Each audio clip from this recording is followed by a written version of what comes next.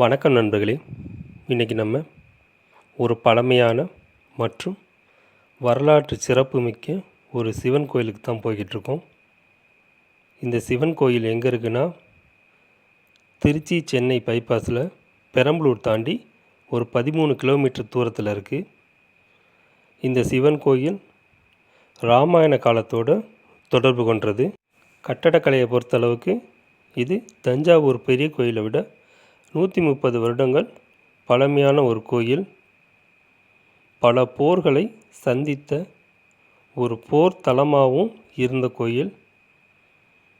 ராஜராஜ சோழன் காலத்திலிருந்து முதலாம் ஆதித்தன், பாளையக்காரர்கள் இவங்களோட கல்வெட்டுக்களான 132 கல்வெட்டுக்களை கொண்ட தொல்லியல் முக்கியத்துவம் வாய்ந்த ஒரு சிறப்பான கோயிலுக்கு தான் போய்கிட்டுருக்கோம். இந்த கற்கோயிலான அமைப்பானது கிபி 885 சோழர் கால கற்கோயிலாக கட்டப்பட்டது. 1150 வருடம் பழமையான கற்கோயில். இந்த கோயில் எங்கே இருக்குன்னா, இப்போ இருக்கிற வாலிகண்டபுரம் அப்படிங்கிற ஒரு சிறிய கிராமத்தில் தான் இருக்குது. முன்காலத்தில் பெருவழி நகரமாகவும் ஒரு மிகப்பெரிய வியாபார சந்தையாக இருந்த வாலிகண்டபுரம் தான் போர்களால் சுருங்கி இப்போ ஒரு சிறிய கிராமமாக மாறிடுச்சு. புராணங்களின்படி பிரம்மன் தன்னோட சக்தியை அதிகரிப்பதற்காக பச்சைமலையிலிருந்து புறப்பட்டு வரும் கேனேரி ஆற்றின் கரையோரத்தில் ஒரு சிவலிங்கத்தை வச்சு வழிபாடு செய்ததாகவும், அதனால் இவர் வழிபட்ட அந்த சிவனுக்கு பிரம்மபுரீஸ்வரங்கிற பேரும், அந்த ஊருக்கு பிரம்மபுரீஸ்வரம் அப்படிங்கிற பேரும் புராண காலப்படி வைக்கப்பட்டிருக்கு. இதுதான் அந்த சிறப்பு மிக்க வாலிகண்டீஸ்வரர் கோயிலோட கோபுரங்கள். இதே இராமாயண கதைப்படி வாலியை ராமன் வந்து சந்தித்த இடங்கிறதுனால வாலிகண்டபுரம் அப்படின்னு அழைக்கப்படுது. இந்த கோயில் அதிகமான வரலாற்று சிறப்புகளும் வரலாற்று சின்னங்களும் உள்ளடக்கியதால் தொல்லியல் துறையால் பாதுகாக்கப்படுது. சிறிய சிவன் கோயிலாக இருந்தது. கிபி 885 ஆண்டு சோழர்களால் ஒரு கற்கோயில் அமைப்போட சிவன் கோயிலாக கட்டப்படுது. பின்வரும் அரசர்களால் 5 நிலை கோபுரங்கள் கொண்ட ஒரு மிகப்பெரிய சிவன் கோயிலாக கட்டப்படுது. முன்மண்டபத்தில் உள்ள கடவுளை வணங்கிட்டு நம்ம கோயிலின் உள்புறத்தில் போய் பார்க்கலாம். இதோட வரலாறு மற்றும் புராண சிறப்புகளையும் முழுவதுமாக தெரிஞ்சுக்கலாம். இதுதான் ராஜகோபுரம். இங்கிருக்கும் இறைவனுக்கு பெயர் வாலீஸ்வரர், அம்மனுக்கு பெயர் வாலாம்பிகை. வாலி இராமாயண காலத்தில் தன்னோட சக்தியை ரெட்டிப்பாக்கிறதுக்கு இங்கே இருக்க சிவனை வழிபட்டதாகவும், அதனால் வாலீஸ்வரருங்கிற பேரும் அம்மனுக்கு வாலாம்பிகை என்ற பேரும் பெற்ற ஆற்றங்கரையோர அழகிய இந்த நகருக்கு அந்த காலத்தில் பேர் காண்டீரம். இது களப்பிரர் மற்றும் பல்லவர் காலத்தில் வாலி மற்றும் புறம் இந்த 2 பேரும் சேர்ந்து வாலிகண்டபுரம் அப்படின்னு மாறிடுச்சு. காண்டீரங்கிற ஊர் இருந்தப்போ இங்கே இருந்த தலைநகராக செயல்பட்டது இந்த வாலிகண்டபுரம் தான். இப்போ கோயிலோட உட்புறத்தில் போகலாம். உட்புறத்தில் ஆரம்பத்திலேயே 2 யானைகளோட சிலையால் வரவேற்பு செய்கிறாங்க. இதையடுத்து கோயிலோட வலதுபுறத்தில் இந்த கோயிலுக்குன்னே தனி சிறப்பு வாய்ந்த சரவண தீர்த்தம் இருக்குது. சரவண தீர்த்தம் ஒரு சதுர வடிவில் கட்டப்பட்ட ஒரு குள அமைப்பு. இது சோழர் காலத்தில் கட்டப்பட்டு பல்லவர் காலம் மற்றும் நாயக்கர் காலத்தில் சிறப்பாக அமைக்கப்பட்டிருக்கு. அதற்கான கல்வெட்டுக்கள் இங்கே உட்புறமே அமைக்கப்பட்டிருக்கு. இது அந்த அரசரோட சிலை. வரவேற்கும் அரசர்கள் சிலைகளோட உள்புறத்தில் பார்க்குறப்பயே இந்த குளத்தோட பிரம்மாண்டம் நமக்கு கண் முன்னாடி தெரியுது. இந்த குளம் இப்போது சாதாரண நிலைமையில் தான் இருக்குது. தெப்பத் திருவிழா அன்று இந்த குளத்தில் நீர் நிரப்பி சிறப்பான வழிபாடுகளும் சிறப்பான திருவிழாவும் நடக்குது. இந்த குளத்தை தாண்டி பலிபீடம் மற்றும் சிவனை வழிபடும் 3 நிலை நந்தி இந்த கோயிலில் மட்டும்தான் இருக்குது. நந்தியும் வழிபட்டுட்டு நம்ம கோயிலுக்குள்ளே போய் சிவனை வழிபடலாம். இந்த கோயிலில் பல சிறப்பு வாய்ந்த சிலைகளும் எங்குமே பார்க்க முடியாத சிற்பங்களும் சிற்ப வேலைப்பாடுகளும் கல்வெட்டுகளும் நிரம்பிய ஒரு தொல்லியல் எச்சமாக தான் அந்த கோயில் இருக்குது. கோயிலோட முன்புறத்தில் பிரம்மாண்டமான துவாரபாலகர்களோட சிலையோடு நம்ம கோயிலுக்குள்ளே போய் சிவனை வழிபடலாம். சிவனை வழிபடும் வாளியினுடைய சிற்பம் ஒவ்வொரு தூண்லையும் செதுக்கப்பட்டிருக்கு. துவாரபாலகரோட சிலை பிரம்மாண்டமாக அமைக்கப்பட்டிருக்கு. இதன் உள்ள உட்புறத்தில் 5 நிலை கோபுரங்களை தாண்டி அந்த வாலீஸ்வரரை நம்ம வணங்கிக்கலாம். இதான் வாலீஸ்வரர். வாலீஸ்வரரை வணங்கிட்டு வெளிப்பிரகாரத்துக்கு வரலாம். வெளிப்பிரகாரத்தில் பழமையான சிற்பங்களும் பழமையான கல்வெட்டுகளும் நிரம்பி கிடக்கு. இங்கே இருக்கிற முருகரோட சிலை 7-7.5 அடி உயரமுள்ள பழங்கால முருகனுடைய மிக சிறப்பமான சிலை. முருகரை வணங்கிட்டு அடுத்து நம்ம கஜலட்சுமியோட சிலை, நாகங்களோட சிலையெல்லாம் இருக்குது. ஒவ்வொரு செவுத்துலேயும் ஒவ்வொரு தூணுலேயும் கல்வெட்டுக்களாலும் சிற்பங்களாலும் மட்டுமே நிரப்பப்பட்ட ஒரு சிறப்பான கற்கோயில் தான் இந்த வாலிகண்டபுரம் வாலீஸ்வரர் கோயில். ஒவ்வொரு சிற்பமும் அவ்வளோ அழகாகவும் நேர்த்தியாகவும் செதுக்கியிருக்காங்க. இதை தாண்டி நம்ம பார்க்க போகிறது அங்கே இருக்கக்கூடிய கல் தூண்களில் இருக்கக்கூடிய ஒவ்வொரு சிற்பமும் பாருங்கள் எவ்வளோ அற்புதமாகவும் அழகாகவும் இருக்குன்னு. சிறப்பு வாய்ந்த 1000 முகங்களை கொண்ட அஷ்டாட்சர லிங்கம் முருகன் சிலைக்கு எதிர்த்தாப்பில் இருக்குது. போனால் கண்டிப்பாக தரிசனம் பண்ணுங்க. 1000 லிங்கங்கள் ஒரே லிங்கத்தில் இங்கே காட்சி தராங்க. இதை தாண்டி போனோம்னா பழமையான வடிவம் கொண்ட ஸ்ரீ விநாயகரோட சிலை இருக்குது. அதையும் வணங்கிட்டு நம்ம அடுத்து ஸ்ரீ தட்சிணாமூர்த்தி அவரை வணங்கலாம். அழகிய நடனமாடும் மங்கைகளோட சிலை. கீழ் தூண் வரைக்கும் சிற்பங்களை செதுக்கியிருக்காங்க. இது தட்சிணாமூர்த்தி குரு பகவானோட சிதிலமடைந்த சிலை. ஒவ்வொன்றும் மிக பழமையான சிலையாகவும் மிக பழமையான உருவம் கொண்ட சிலையாகவும் தான் இருக்குது. பக்கத்தில் இருக்கிறது ஸ்ரீ முருகரோட பழமையான ஒரு சிலை. காது நீண்ட ஒரு சிலை இது. அது பழங்கால சிலை. இதற்கப்புறம் ஸ்ரீ தட்சிணாமூர்த்தியை தரிசனம் பண்ணிவிட்டு நம்ம பக்கத்தில் இருக்கிற தமிழர்கள் வழிபட்ட பழமையான தெய்வமான கொற்றவையோட சிலையும் இங்கே இருக்குது. லிங்கோத்பவரோட சிலையும் அவரையும் வழிபட்டுட்டு நம்ம அடுத்து வள்ளி தெய்வானியோட காட்சி தர முருகரோட சிலையை நம்ம வணங்கிட்டு அடுத்து கொற்றவை சிலையை பார்க்கலாம். கொற்றவை சிலை பழங்கால போருக்கு தமிழர்கள் செல்லும் முன் வணங்கிய கொற்றவை சிலை. இதுதான் கொற்றவை சிலை. கொற்றவை சிலை நம்ம பார்க்குறது ரொம்ப அபூர்வமான விஷயம். இந்த கோயிலில் கொற்றவை சிலை இருக்கிறதுனால நம்ம இது எவ்வளோ பழமையான கோயிலுங்கிறத தெரிஞ்சுக்கலாம். குதிரையின் மீது ஏறி போரிடும் வீரனோட சிற்பம் ஒரு தூண் முழுவதுமாக செதுக்கப்பட்டிருக்கு. ஒவ்வொரு சிற்பமும் நடனமாடும் ஆண்களோட சிலை, முரசு கொட்டும் ஆண்களோட சிலை அப்படின்னு ஒவ்வொரு தூணிலையும் தனித்தனி விதமாகவும் பிரத்யேகமாகவும் கல்வெட்டப்பட்டிருக்கு. நம்ம கோயிலோட உள்பிரகாரத்திலேயே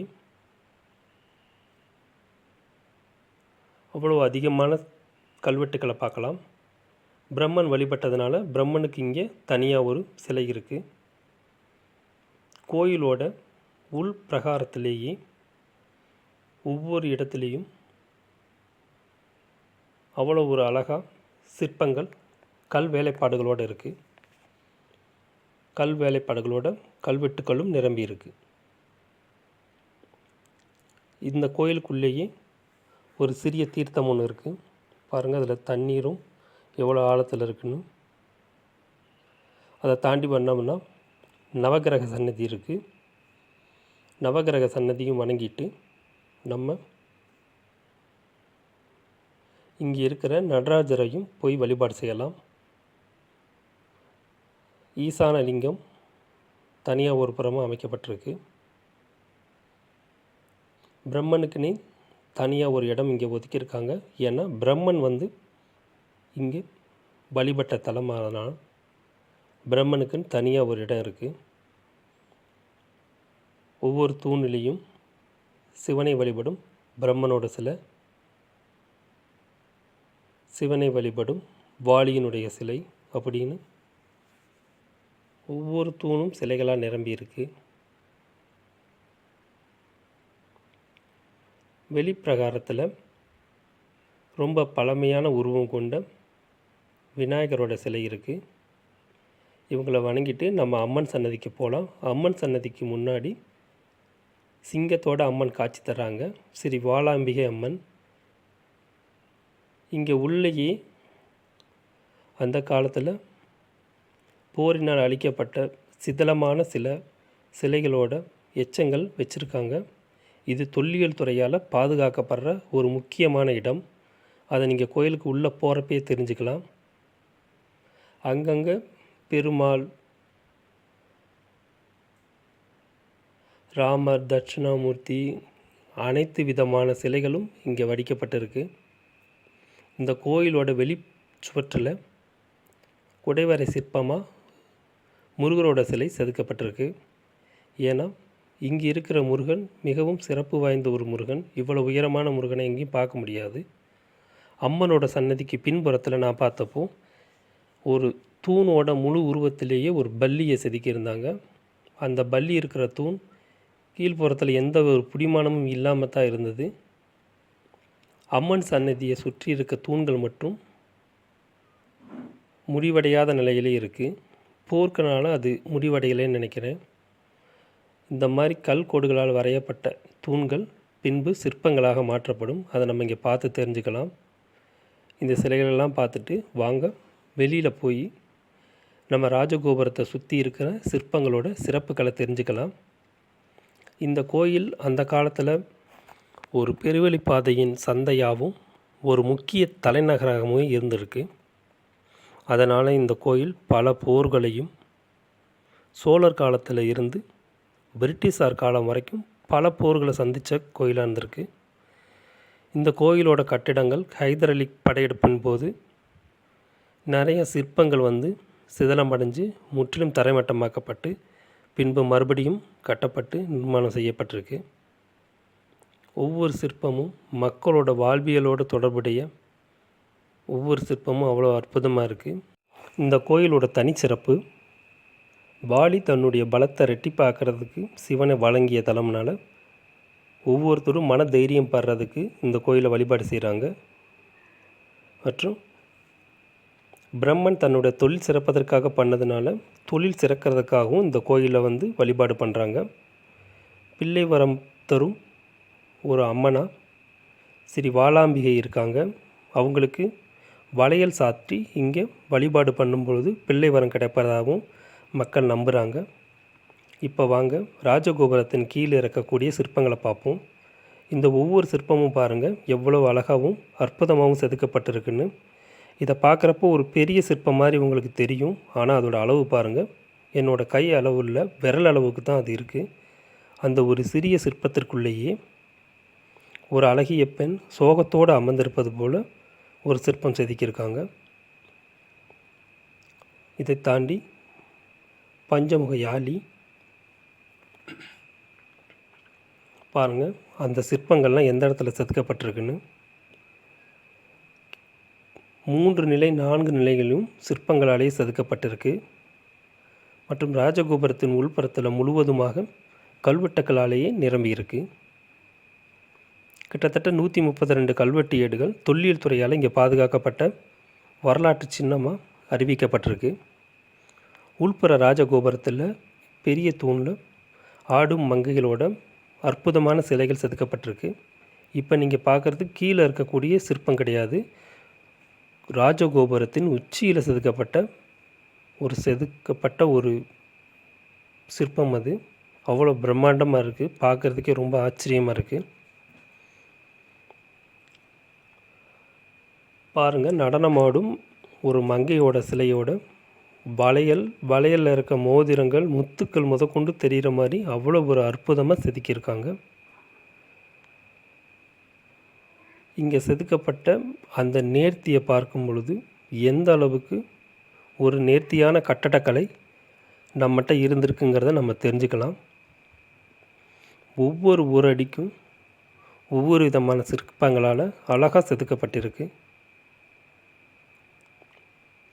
ராஜகோபுரம் முழுவதுமே சிற்பங்களால் தான் ஆனது. இதை கடந்து நம்ம வெளிப்புறம் உள்ள சிலைகளையும் பார்க்கலாம். வெளிப்புறம் உள்ள சிலைகள் எல்லாமே போர் சம்பந்தமான சிலைகளாக தான் செதுக்கியிருக்காங்க. ஏன்னா இங்கே அந்த அளவுக்கு போர் நடந்திருக்கு. போர்க்காலங்களில் இந்த கோயில் முற்றிலுமாக மாற்றப்பட்டு ஒரு போர் தளமாகவும் மற்றும் போர் ஆயுதங்கள் பாதுகாக்க வைக்கும் கிடங்காகவும் பயன்படுத்தப்பட்டிருக்கு. அதற்கான கல்வெட்டுகளும் இங்கே காணப்படுது. போர் நம்ம நினைக்கிறப்போ இப்போ நடக்கிற மாதிரி நடந்ததில்லை.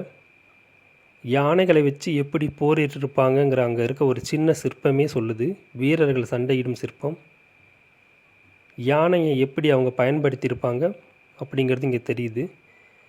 இங்கே இருக்கிற சிதிலமடைந்த சிற்பங்களோட அமைப்பை இங்கே பாருங்கள். மேலே அழகிய ஒரு சிற்பம் இருந்திருக்கு. ஒரு விரல் போகிற அளவுக்கு தான் துளையிட்டு அந்த சிற்பத்தை செதுக்கியிருக்காங்க. ஆனால் அந்த சிற்பம் இப்போ இல்லை, வெறும் துளை மட்டும்தான் இருக்குது. இந்த மாதிரி கோயில் முழுவதும் நிறையா பகுதிகள் சிதிலமடைஞ்சு போய் தான் இருக்குது. போர் முரசு கொட்டி வீரர்கள் சண்டையிடும் காட்சி. போர் முரசு கொட்டிய பின்பு யானைகளோடு வீரர்கள் சண்டையிடும் காட்சின்னு கோயிலோட ராஜகோபுரத்தின் கீழே அவ்வளவு சிற்பங்களால் செதுக்கப்பட்டிருக்கு. கோபத்தோடு செல்லும் யானையினுடைய காட்சி, யாழியினோடு சண்டையிடும் வீரரோட காட்சி. போர் நடக்கிறப்போ யானைகளை எப்படி தாக்குவாங்கங்கிற ஒரு காட்சி தத்ரூபமாக நம்ம கண் முன்னாடி கொண்டு வந்து நிப்பாட்டுற மாதிரி இங்கே செதுக்கியிருக்காங்க. இதெல்லாம் பார்க்கும்போது அந்த காலத்தில் எப்படி போர் நடந்திருக்குங்கிறது நம்ம கண்ணு முன்னாடி வந்துட்டு போகுது. இங்கே இருக்கக்கூடிய இன்னொரு சிறப்பான சிற்பம் இது. இது யானையும் காளை மாடும் கலந்த சிற்பம். ஒரு புறம் மறைச்சு பார்த்தா யானை தெரியும், மறுபுறம் மறைச்சு பார்த்தா காளை மாடு தெரியும். அப்படி செதுக்கப்பட்ட ஒரு சிறப்பான சிற்பம் இது. இதன் பிறகு வெளிப்புறம் இருக்கக்கூடிய ஒரு நடராஜர் மண்டபம். இந்த மண்டபம் நாயக்கர் காலத்தில் கட்டப்பட்டதாக கல்வெட்டுகள் சொல்லுது.